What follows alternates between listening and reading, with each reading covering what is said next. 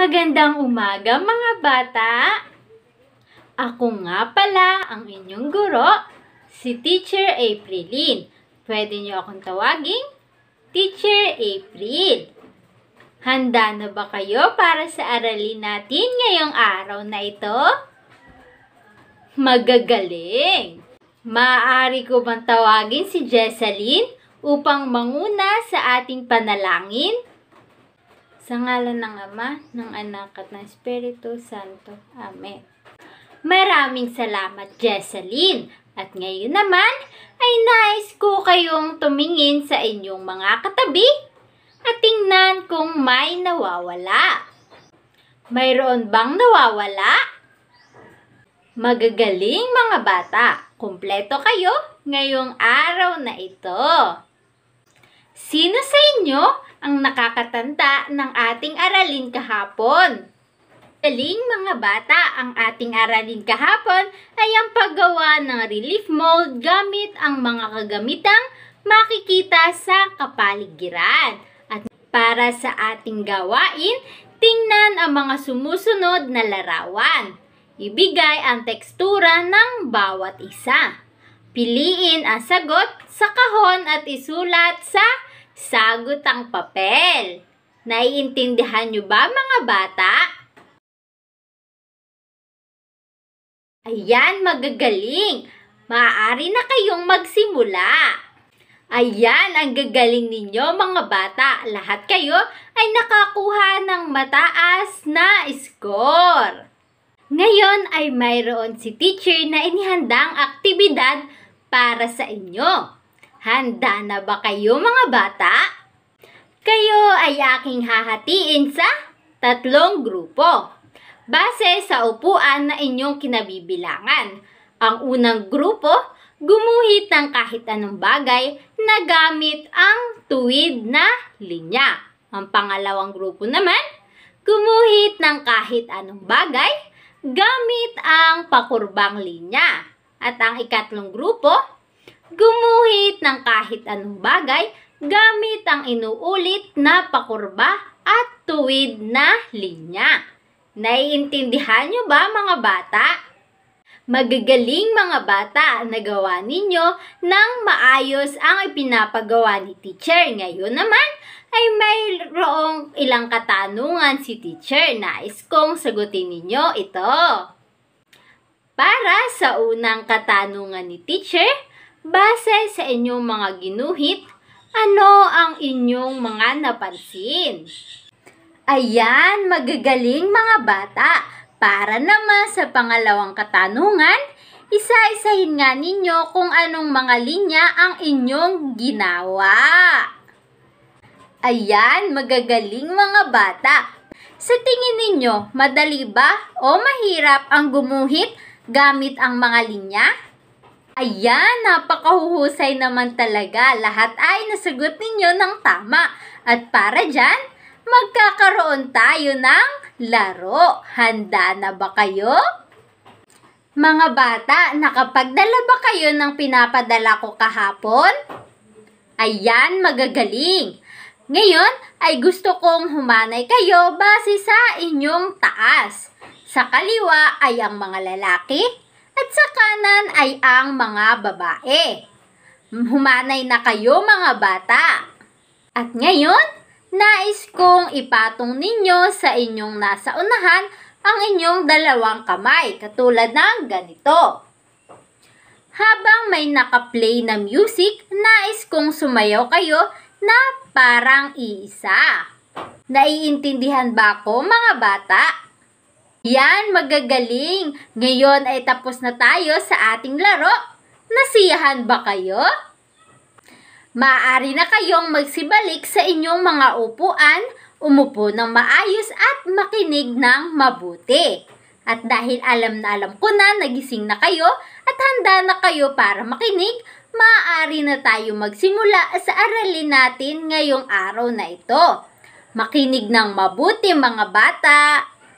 Ang ating paksa ngayong araw na ito ay tekstura, kontrast ng pakurba at tuwid na linya at relief painting. Mayaman sa kultura at sining ang ating bansa.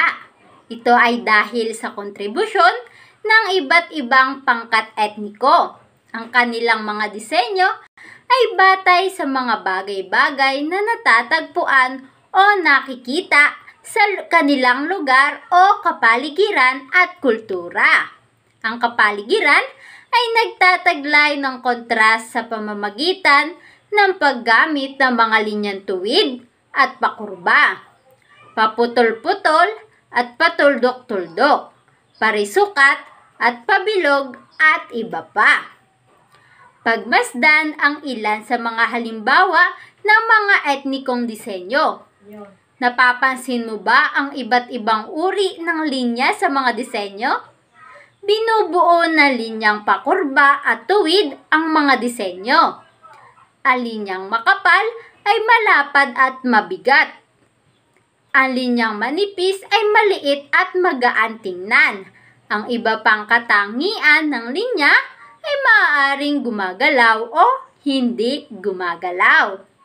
Tumako naman tayo sa inuulit na tuwid na linya. Ang larawang ito ay nagpapakita ng linyang hindi gumagalaw dahil nagpapahiwatig din ito ng kaayusan, katatagan at iba pa.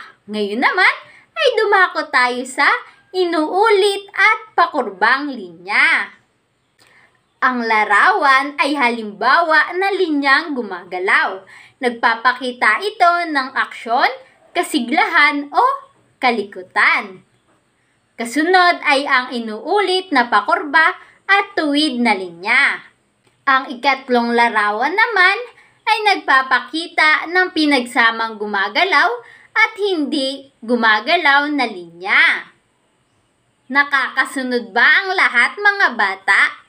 Ayan, magagaling! Ngayon, ay tandaan ninyo ang etnikong disenyo ay binubuo ng mga guhit o linya. May iba't ibang uri at katangian ang linya. May mga linyang tuwid, gaya ng patayo, pahiga, at pahilis, pakurba, paikot, putol-putol, patuldok-tuldok, at inuulit. Ang pakurbang linya naman ay tulad ng paikot at gumagalaw. Ang paggamit ng linyang tuwid at pakurba ay nagpapakita ng kontrast sa larawan. Naiintindihan niyo ba, mga bata?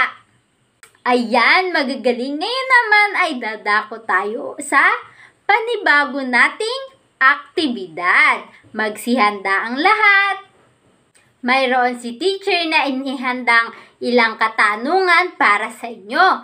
Nais ko itong sagutin ninyo. Para sa unang katanungan, ang kapaligiran ay nagtataglay na kontrast na kung saan ginagamit ang mga blank. Ano kaya ito? Yan, magagaling, mga bata. Ito ay ang paggamit ng mga linyang tuwid at pakurba, paputol-putol at patuldok-tuldok, parisukat at pabilog at iba pa. Ngayon naman ay dadako tayo sa pangalawang katanungan. Ano ang linyang nagpapakita ng linyang gumagalaw? Ayan, magagaling, mga bata. Tama ang inyong kasagutan na inuulit at pakurbang linya. Ngayon naman ay dadako tayo sa pangatlo at huling katanungan ni teacher. Ano ang linyang pinagsamang gumagalaw at hindi gumagalaw? Ayan, magagaling, mga bata. Tama ang inyong kasagutan na inuulit at tuwid at pakurbang linya. Para sa pahabol na katanungan ni teacher, ano ang linyang nagpapakita ng aksyon? Magagaling, mga bata. Tama ang inyong kasagutan na inuulit at pakurbang linya. Sunod na aktibidad. Suriin ang ethnic design sa ibaba. Ano ang masasabi mo sa disenyong ito? Ano-anong klase ng linya ang ginamit dito? Isulat sa sagutang papel. Naiintindihan nyo ba, mga bata? Ayan, mahuhusay. Maaari na kayong magsimula sa inyong gawain. Para naman sa ating kasunod na aktibidad, piliin ang tamang sagot sa loob ng kahon. Isulat ito sa sagutang papel. Ayan, magagaling! Sa inyong gawaing bahay, gumawa ng inyong sariling etnikong disenyo upang maging maganda at makulay ang larawan sa ibaba. Iguhit ito sa short bond paper. Kulayan ang disenyo ayon sa iyong gusto. Suriin ang iyong nagawa. Bakit ito ang disenyong ginawa mo? Ang magagaling at diyan na natatapos ang ating aralin ngayong araw na ito. Sana bukas ay kumpleto ulit kayo. Samahan niyo ulit ako sa ating panibagong paksa na tatalakayin. Maraming salamat sa pakikinig at sa inyong kooperasyon mga bata. Sana ay may natutunan kayo sa akin. Maraming salamat. Paalam!